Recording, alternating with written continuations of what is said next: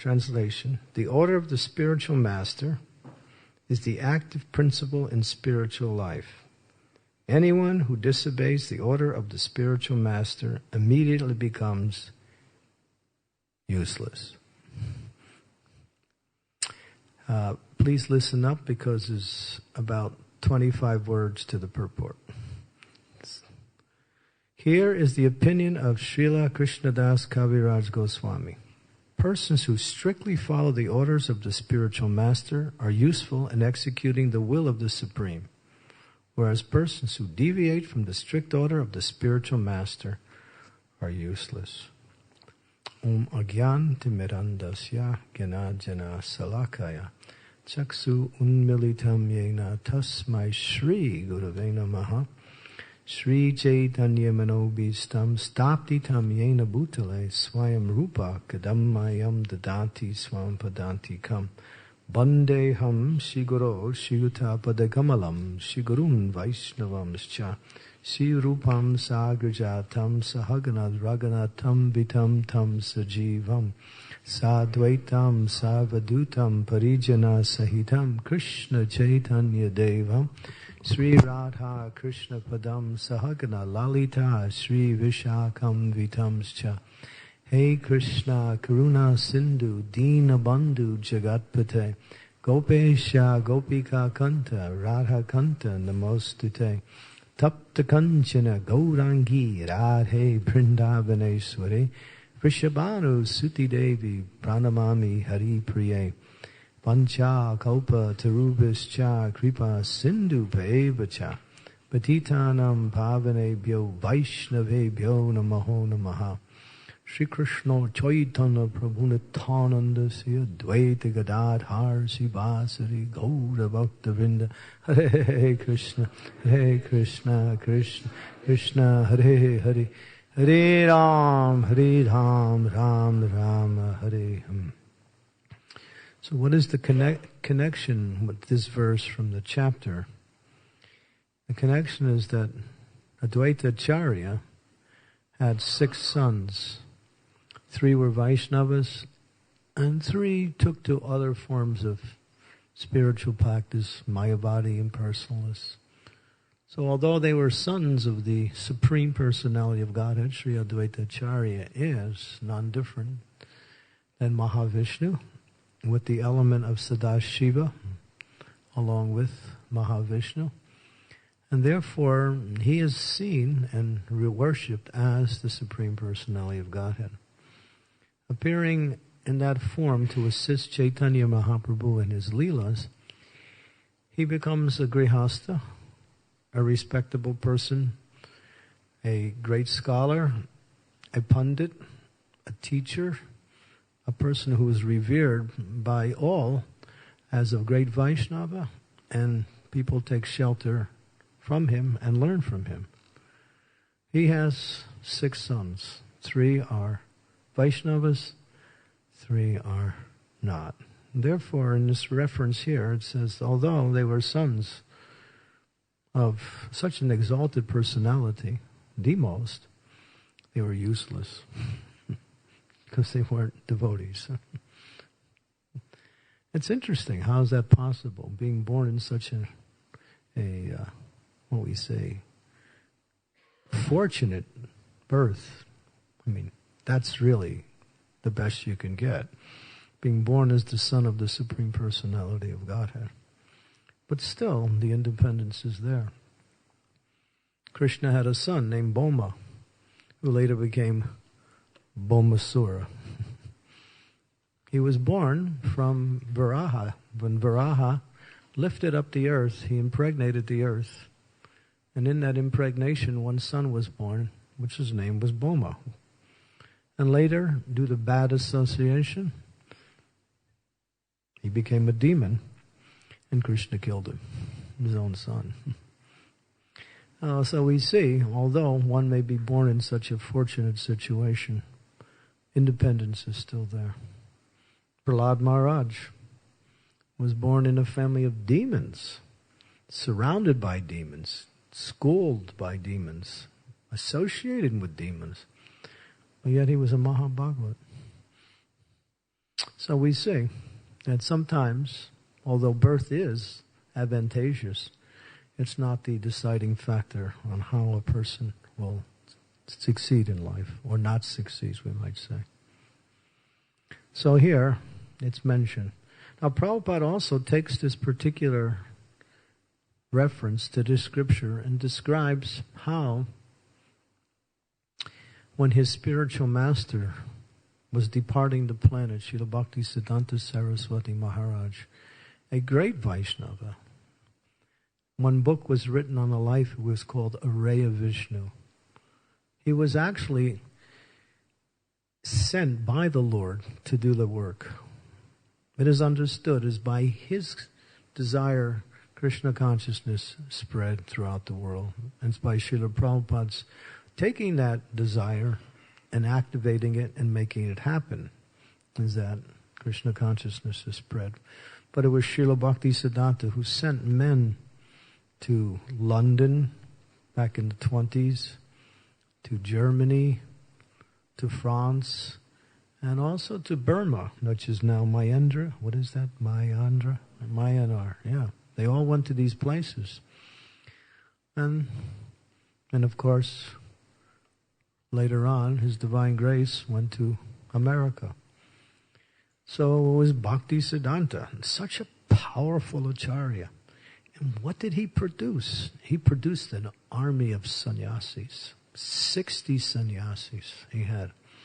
And they were going all over. They practically made the whole continent of India Krishna conscious, establishing temples, preaching programs, dioramas, writing books, performing festivals. It was a wave of spiritual power that swept India by the grace of Bhaktisiddhanta. Such a great personality.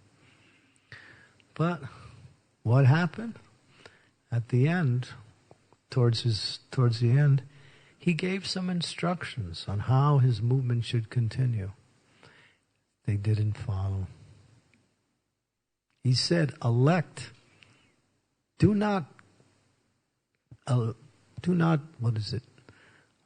choose someone as the next spiritual leader. Elect a governing board commission and manage the society like that. They didn't follow that order because some of them were such powerful preachers that they were writing books themselves, and they were also acquiring disciples. But somehow or other, they didn't follow the instructions. And because of that, Prabhupada really speaks about this and writes about it in other places. The entire foundation of this wave of spiritual energy which was sweeping collapsed. Simply because of the infighting, because they disobeyed the instructions of the spirit realm. And it wasn't a small instruction. It's interesting, His Divine Grace Srila Prabhupada, his movement was only 4 years old. He started, we can say 1966 in New York.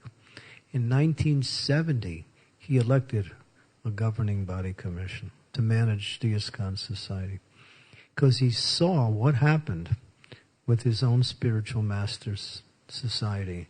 How, when they failed to follow, there was so many problems, so much infighting. In fact, there were court cases that went on for 40 and 50 years, trying to decide the future of the Gaudiya Math and who was the next Acharya. And Prabhupada said they were both useless. Why? Because of that one deviation. They failed to follow the instructions of the spiritual master. And therefore, Prabhupada uses a very direct and very powerful word. They became useless. Doesn't say they became, when we say less valuable, it says useless. Why? The instructions of the spiritual master are the instructions of the Lord. There's no difference. One who sees the instructions of the spiritual master or minimizes it, disobeys it, is actually disobeying the Supreme Personality of Godhead, directly. Krishna empowers his own will and desire to those who take the position of his pure representatives. We sing. We just sang not long ago. What is it? Guru Mukha Padma Vakya Jite Te Koriya Oikea Ana Kariyam Mane As. What is my food? What gives me nourishment? The words of my spiritual master. This is my foodstuffs. This is what I meditate on. This is what I consider the success of my life. Okay. This is Narottam Das Thakur sings this beautiful Chaksudan Diloye Janmi Janmi Prabhu say. Dibya Gyan Hriday Prakasita. Powerful verses. This song that we sing, we call it Guru Puja, is so full of transcendental meaning and spiritual Shakti that it is pure scripture itself. Prabhupada said that about that song. It is Shastra. It's not just a glorification of the spiritual master. It's pure, perfect Shastra, with pure, given with pure loving devotion to the spiritual master. Such a beautiful song we sing every day. It's so full of bhakti and so full of transcendental meaning. The lotus feet of the spiritual master is the embodiment of pure devotional service. I bow down to that lotus feet, what? With great awe and reverence. Prabhupada comments on this. He says, not hatchet. You know what a hatchet is? You know, one of these devices you use for cutting wood.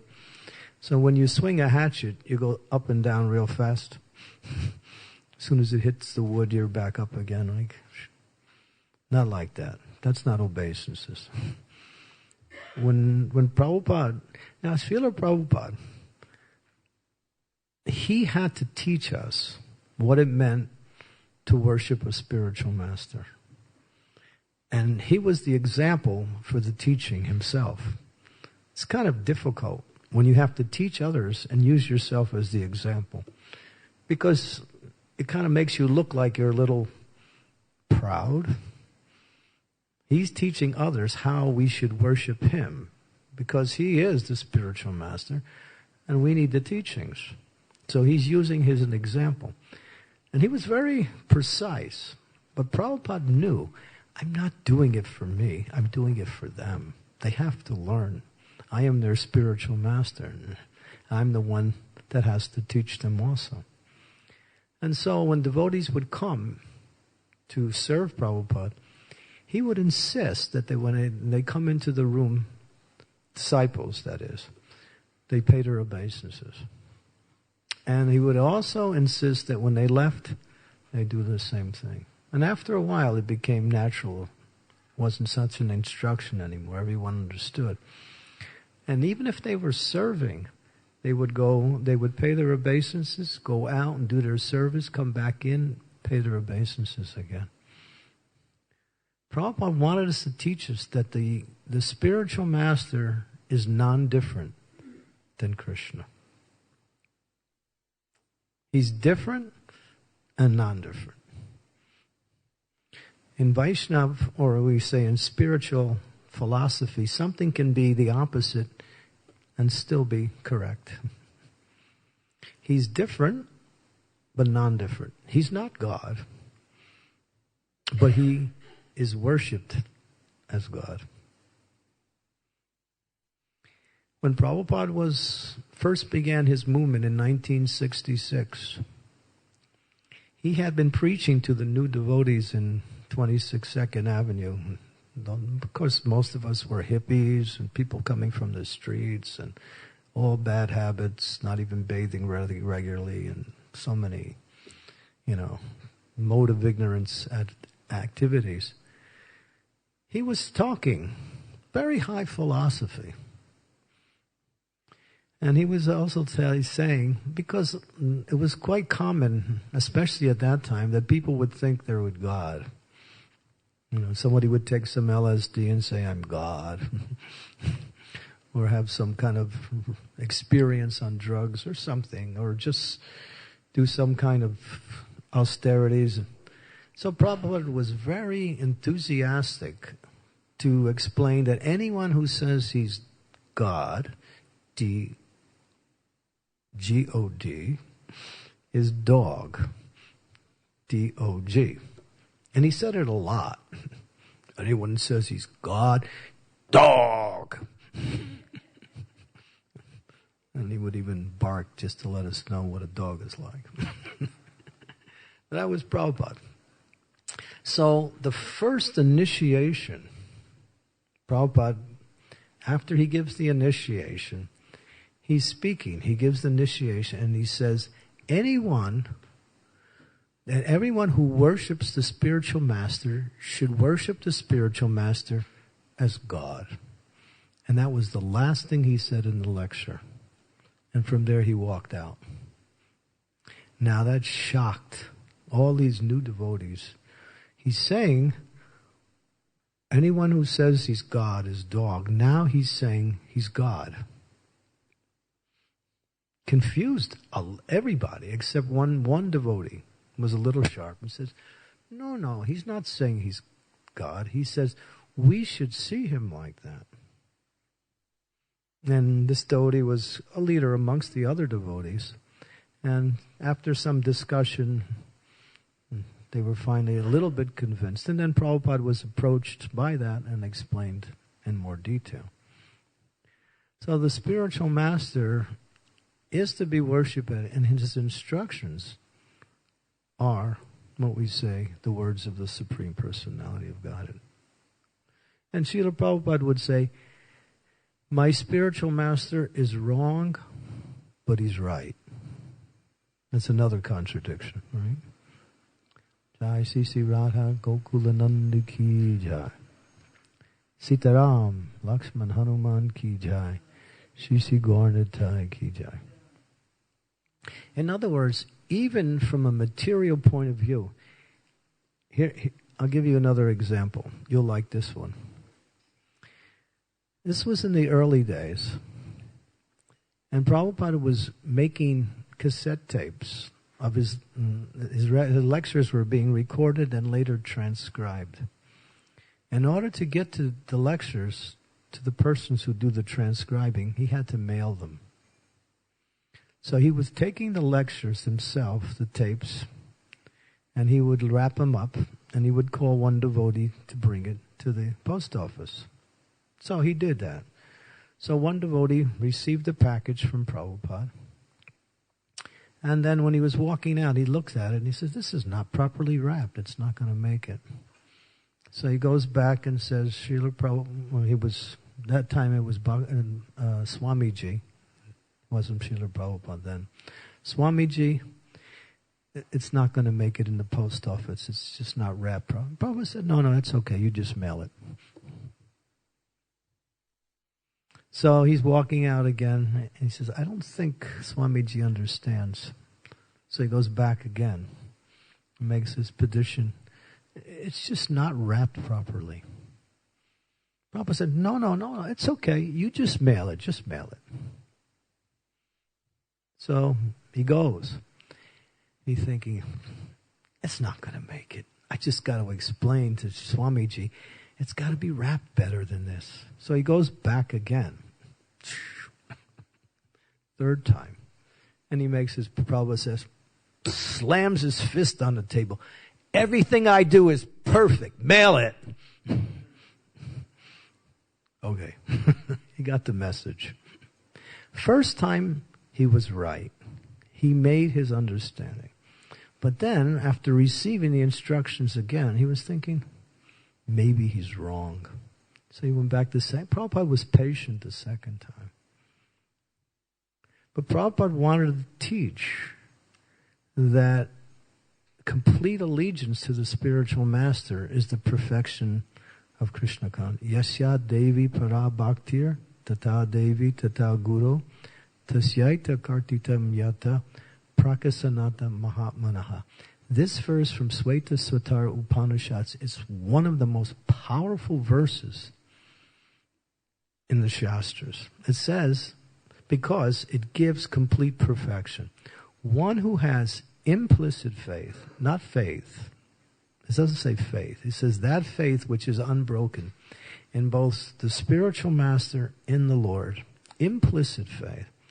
All the imports of all Vedic knowledge are automatically revealed within the heart of that devotee. That faith alone, which is implicit, which is pure, perfect, and without the slightest, what we say, doubt, is perfection. So, worship of the spiritual master is actually worship of the Lord. The spiritual master does not want worship, but he knows in order for the disciples to benefit, he receives worship on behalf of the Lord. Bhaktisiddhanta writes this very, very long, it's called Humbler Than the Blade of Grass. Have you read that essay that he wrote? He says, I can't remember the exact word. He says, just look of the zoo animal, because he is sitting there on this high seat and he is receiving so many accolades and so many praises, and he's thinking this is very nice. So he's doing conjecture. In other words, he's seeing himself sitting on the Vyasasana, getting all this praise and what we say service, and how other people are seeing. Oh, he's so puffed up. And he's getting all this, praise and worship. Obviously, he likes it. And he says, I have to accept this kind of perdition, that's mean condemnation, and go to hell for so many births in order to serve the Supreme Personality of Godhead. I'm willing to do it. I'm willing to be slighted by those who don't understand in order for me to do my service to the Supreme Personality of Godhead. So it's not easy for the spiritual master to accept all this worship, praise, honor, and sometimes so many wonderful gifts. But at the same time, it's all for the Lord. And if the spiritual master, we'll switch it a little bit, accepts any of these things for his own benefit, and in the mood of trying to enjoy that, he actually blocks that relationship with the Supreme Lord. And if he continues with that, he becomes, what we say, unqualified. So, but going back from the other side, but the disciple should worship the Lord, the spiritual master, in that mood, because that brings about success in devotional service. That brings about success in devotion. Bhaktisiddhanta, what a powerful acharya he was. Amazing. How many books he wrote, how many principles he established of the execution of devotional service that wasn't established then, that are established now in our sampradaya. Articles, powerful preacher. A great, Prabhupada said, my spiritual master was a Vaikuntha man. He was not of this world. He came to do this mission. He was sent by the Lord. But still, his disciples disobeyed his instructions. Many of them did, not all of them. And because of that, they became, what we say, asara. Asara means useless. So there are 5 ways, and this is mentioned in the Srimad Bhagavatam, how one can, what we say, not follow the instructions of the spiritual master. We might say 5 ways that a disciple becomes, what we say, useless. Should I tell you the 5 ways? And the story is Indra. Indra's sitting on the throne. He's surrounded by all the devas, and they're singing his praises. There's an umbrella over his head. His wife is sitting next to him on the throne. He's being fanned with a charmer. There's dancing. There's singing. There's eulogies. There's glorifications. There's worship. Brihaspati walks in while Indra's sitting there. Brihaspati sees, Indra looks, sees his spiritual master walk in, doesn't do anything. Because when the spiritual master walks in, the disciple immediately offers worship or respect to the spiritual master. That is an etiquette. He didn't do that. Brihaspati didn't say anything. He noted Indra's, what we say, transgression, turned around and left immediately. As soon as that happened, Indra realized, uh-oh. And of course, right after that, the demigods lost their power because they made the offense against their spiritual master, and the demons overruled the kingdom and kicked the demigods out of the heavenly planets. And that led into another whole scenario of demigods approaching the Lord to get their kingdom back. But because of this offense by Indra, and in one purport it mentions there's 5 ways, in that particular section, mentions there's 5 ways that a disciple can transgress the proper behavior and etiquette in relationship to the spiritual master. 1 is disobedience. 2 is hypocrisy. 3, duplicity. 4, faithlessness. And 5, familiarity. If the disciple falls into one of these categories, becomes duplicitous, becomes hypocritical, loses faith in his spiritual master, sometimes we see that, or becomes familiar, because sometimes the spiritual master is very friendly with the disciple. But if the disciple takes that friendliness and uses it to act in the same way and loses respect based on that and becomes familiar, then no longer is that spiritual master able to discipline that disciple properly. The relationship has somewhat changed like that. And of course, hypocrisy means, I present myself as a great devotee, but really I got all these material desires that I'm trying to fulfill. Like that. So, and of course we can discuss each one of them individually, but this is mentioned.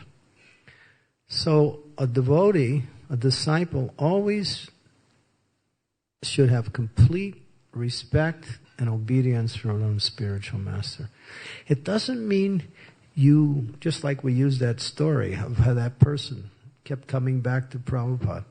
The first time he came back, it was actually intelligence. Oh, this needs to be wrapped. But after receiving the instruction the second time, then he no longer was using his intelligence. So a disciple may question the instructions of a spiritual master in a humble way for either understanding, clarification, or maybe to receive another instruction which is more doable. You can also do that. But after hearing again from the spiritual master, one should accept. Like that. So sometimes we say we shouldn't question at all. It's better if you don't. But using your intelligence, in some cases, there is the element that maybe I need to understand this principle deeper, like that.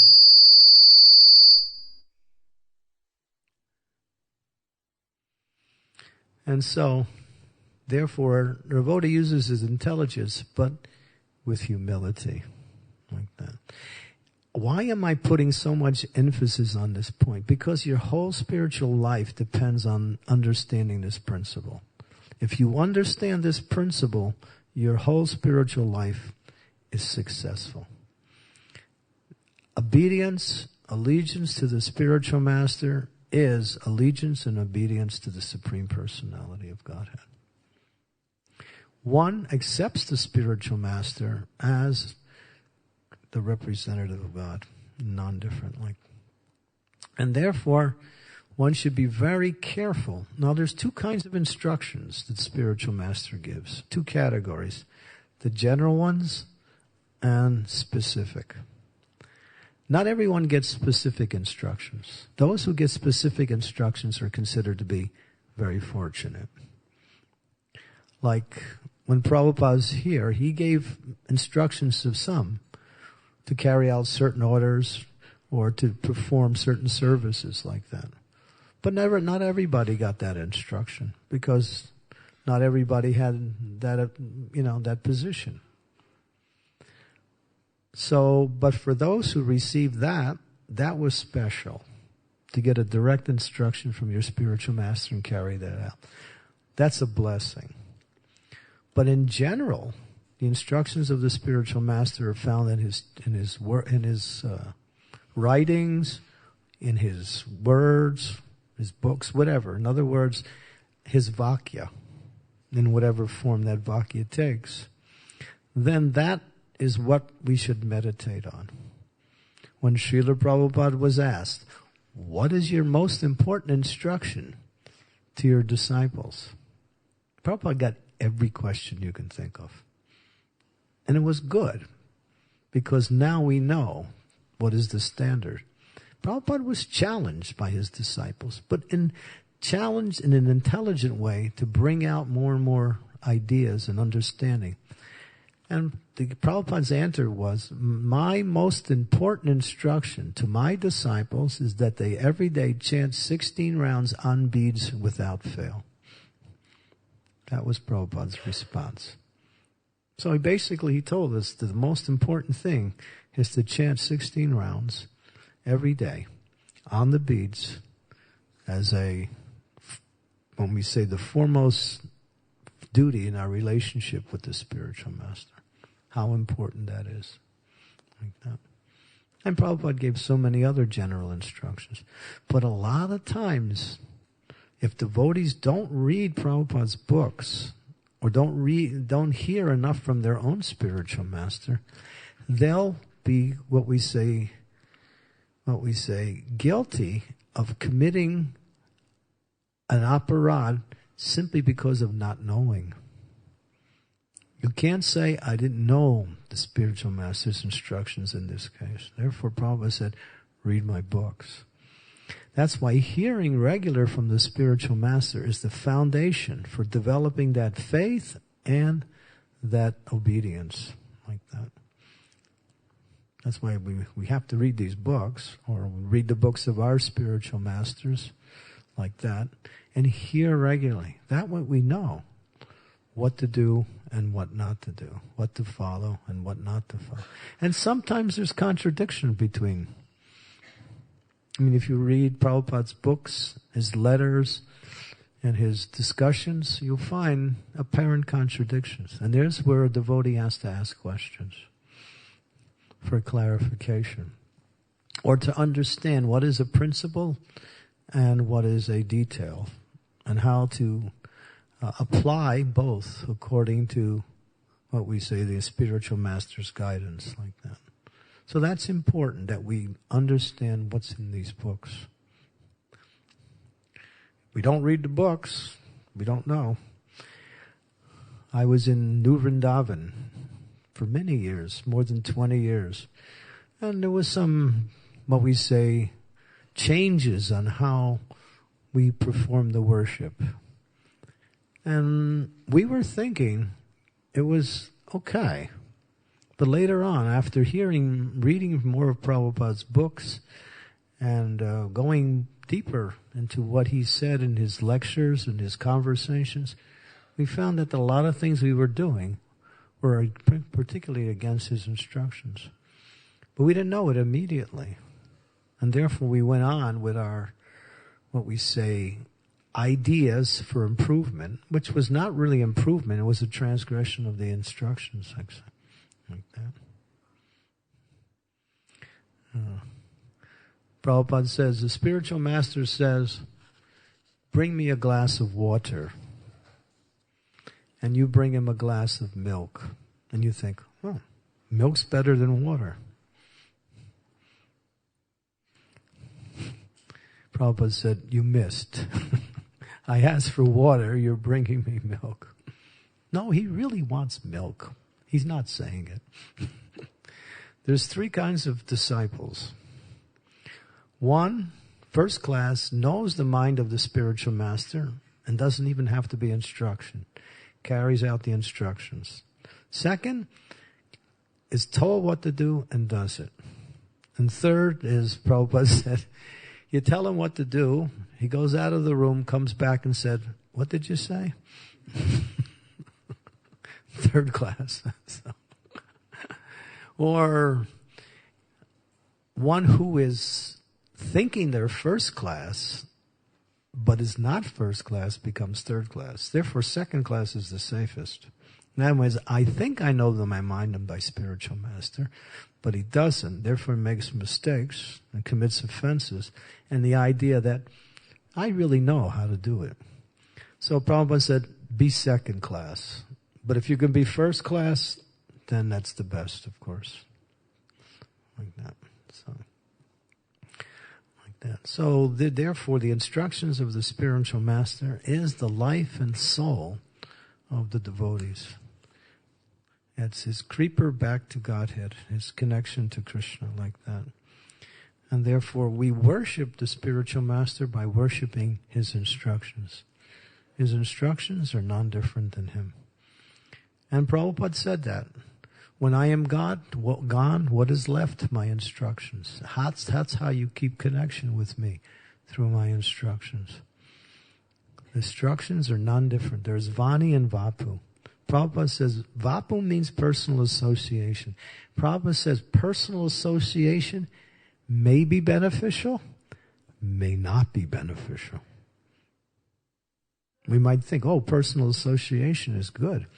Yes, but it also, one could also commit offenses in that association or not behave properly and not get the benefit. Therefore, Vapu is wonderful, but Vani is supreme. Vani means one who meditates on the instructions of the spiritual master as their life and soul, becomes connected with the spiritual master at every moment. As Srila Prabhupada was asked,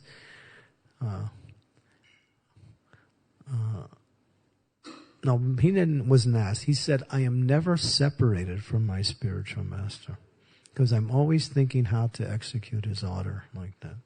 So there's the connection. There's the connection. Because it's spiritual. Prabhupada used to say, you're chanting Hare Krishna, I'm chanting Hare Krishna. What's the question of separation? We are together. We are together because we're both associating with Krishna through the holy name, and therefore, because Krishna's holy name is completely spiritual, that association is there for those who associate. There's those who chant the holy names. That's the power of devotional service. When Malati was serving Srila Prabhupada as his personal servant, at one point Prabhupada had to leave her association and travel. She was feeling unhappy. After some time being away from Prabhupada, she wrote him a letter. And in that letter, she expressed her heart, how she was missing Prabhupada's association. And Prabhupada acknowledged that, her loving sentiment. But he wanted to give us a clear understanding of the philosophy. And part of that response in the letter, he said, the spiritual master is not the body. He is the principle of devotional service to the Supreme Personality of Godhead. He's not the body. He is the principle of devotional service. So if we associate with the instructions, we're associating with that principle like that. And we could be associating with the spiritual master in physical proximity and still miss that association. It says that when Krishna was here on the planet 5,000 years ago, millions of living entities saw him. Only between 100 and 200, it's mentioned many times, actually understood he was the Supreme Personality of Godhead. And that's Krishna. That's Krishna. So it's the instructions that make our connection with the Supreme Personality of Godhead complete.